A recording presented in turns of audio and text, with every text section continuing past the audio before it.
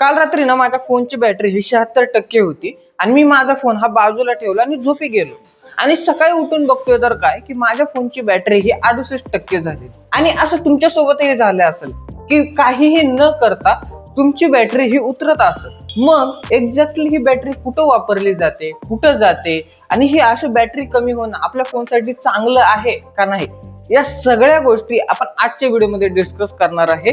आणि व्हिडिओ खूप इंटरेस्टिंग होणार आहे. पण त्याआधी आपल्या व्हिडिओला लाईक करा आणि चॅनलला सबस्क्राईब करून बेल नोटिफिकेशन नक्की ऑन करा, कारण नंतर तुम्ही विसरून जा. मग सगळ्यात पहिला प्रश्न हाच आहे की जर आपण फोन वापरलाच नाही तर ही बॅटरी नेमकं गेली कुठं.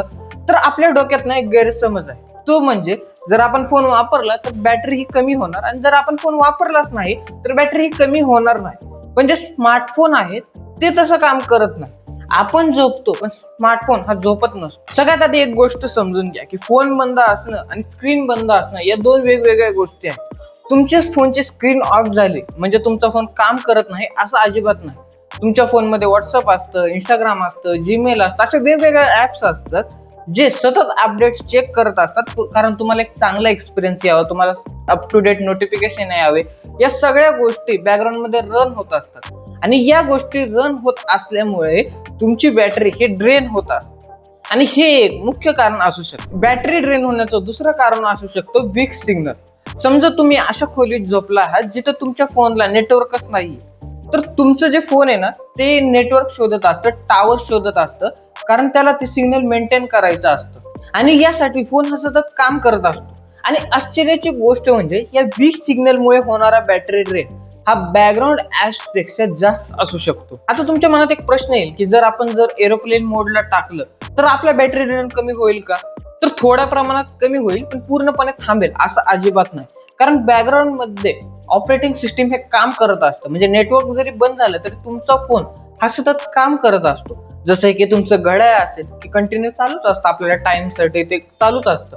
मेमरी मॅनेजमेंट असेल, अलार्म जर तुम्ही वापरत असेल तर ते असेल, किंवा सिक्युरिटी सर्व्हिसेस असतील, या सगळ्या गोष्टी या फोन मध्ये चालूच असतात. त्यामुळे जरी तुम्ही एरोप्लेन मोडला टाकलं तर तुमची बॅटरी ही फ्रीज होत नाही, ती सतत काम करत असते. आणि यामध्ये तुम्ही अजून एक गोष्ट ऑब्झर्व केली असेल की समजा तुमच्या घरात 2 फोन असतील आणि दोन्ही फोनची बॅटरी जर 6000 mAh असेल तर एका फोनची बॅटरी ही रात्रीमध्ये 2%च काहीतरी कमी होणार जर तुम्ही वापरला नसेल, आणि दुसऱ्या फोनची बॅटरी ही 10-12% कमी होते.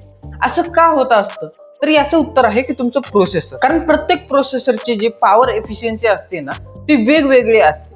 काही प्रोसेसर कमी पॉवर मध्ये काम करत असतात, काही प्रोसेसर हे जास्त पॉवर मध्ये काम करत असतात. त्यामुळे जरी 2 फोन मध्ये एकच टाईपची एकाच प्रकारची बॅटरी असली तरी पण काहीची बॅटरी ड्रेन जास्त होऊ शकते, काहीची कमी होऊ शकते. आणि बॅटरी ड्रेन होण्याचं अजून एक कारण असू शकतं, ते म्हणजे तुमच्या बॅटरीची हेल्थ.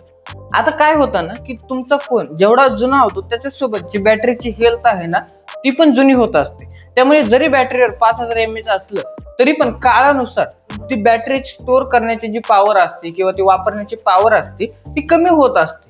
आणि त्यामुळे जरी त्याच्यावर 5000 mAh असली तरी ते पूर्वीसारखे काम करत नसते. आणि यामुळे पण आपल्याला बॅटरी ड्रेन हा जास्त जाणवायला लागतो. आता येतो सगळ्यात महत्वाचा प्रश्न की किती बॅटरी ड्रेन होणं हे नॉर्मल आहे.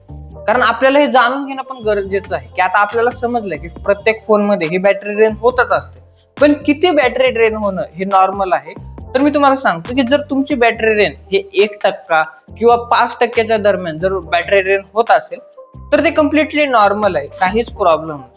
पण जर तुमचा फोन हा 10%, 15% किंवा त्याच्यापेक्षाही जास्त बॅटरी ड्रेन होत असेल तर मग बघणं गरजेचं आहे की एक्झॅक्टली बॅटरी ड्रेन हे कशामुळे होत असते. आता कसं बघायचं की आपल्या फोन मध्ये अशी कोणती गोष्ट आहे जी जास्त बॅटरी घेत आहे आणि आपला फोन कशामुळे जास्त बॅटरी ड्रेन करत आहे.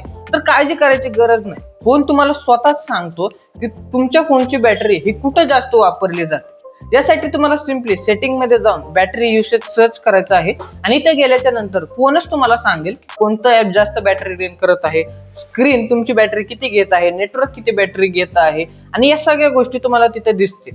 मग इथं तुम्ही तपासू शकता की अशी कोणता गोष्ट आहे जी आपली जास्त बॅटरी ड्रेन करत आहे आणि तुम्ही ते सॉल्व्ह करू शकता. आता आपल्याला कळलं की बॅटरी ड्रेन होणं हे नॉर्मल आहे, पण जर आपली बॅटरी ही जास्त ड्रेन होत असेल तर ते कमी कसं करायचं.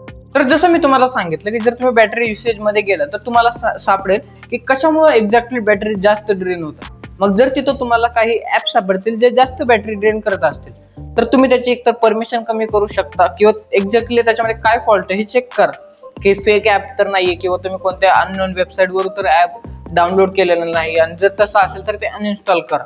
तर या सगळ्या गोष्टी तुम्ही चेक करू शकता. दुसरी गोष्ट तुम्ही ही करू शकता की ज्या ऍप्सला तुम्ही अनवॉन्टेड परमिशन दिले आहेत, जसा की कॅलेंडर आहे, आपल्या फोनचा कॅमेरा आहे आणि किंवा कॅल्क्युलेटर आहे, अशा गोष्टींना लोकेशनची गरज नसते, तरी देखील आपण त्या गोष्टींना लोकेशन देत असतो आणि यामुळे पण आपले बॅटरी ड्रेन जास्त होण्याचे चान्सेस असतात. तिसरी गोष्ट म्हणजे जे बॅटरी युसेज मी सांगितले ते सतत बघत राहा, काही दिवसानंतर असं सतत बघत राहा. त्यामुळे तुम्हाला समजेल की एका ह्याच्यात तर तुम्हाला समजणार नाही, पण 2-3 वेळा जर तुम्ही चेक केलं ना तर तुम्हाला एक्झॅक्टली समजेल की काय आहे जे जास्त बॅटरी ड्रेन करत आहे आपलं.